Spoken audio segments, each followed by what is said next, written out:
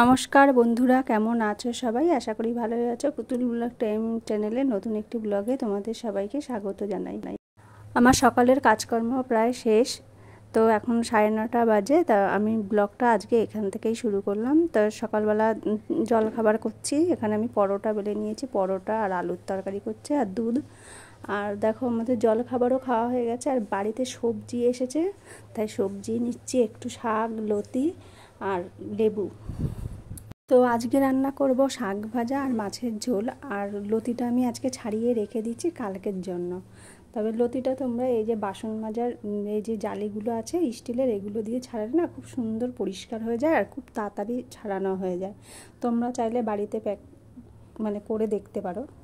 আর লতিটা আমি এখন কাটা হয়ে গেছে, এখন ফ্রিজে রেখে দেবো। আর ডিপ ফ্রিজে এইভাবে রেখে দিলে না লতিটা ভালো থাকে অনেক দিন পর্যন্ত। তো আমার চান রান্না সব কমপ্লিট হয়ে গেছে। আর স্নান করে এসে দেখি শাপলা এসেছে, তাই একটু শাপলা নিয়েছিলাম, তা শাপলাটা আমি ছাড়িয়ে রেখে দেবো। আর ফুলগুলো কিন্তু আমি ফেলবো না, শাপলার ফুলগুলো বড়া করবো। এই সবুজ পাপড়িটা আর হলুদ বিন্দুটা ফেলে দেবো। আর তোমরা যদি শাপলা ফুলের বড়া রেসিপি দেখতে চাও তো আমার শর্ট ভিডিওতে দেয়া আছে, তোমরা দেখে নিতে পারো।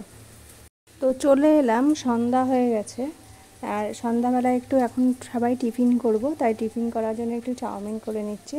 আর আমার ভিডিও যদি তোমাদের ভালো লেগে থাকে আমার চ্যানেলটি সাবস্ক্রাইব করে পাশে থেকো।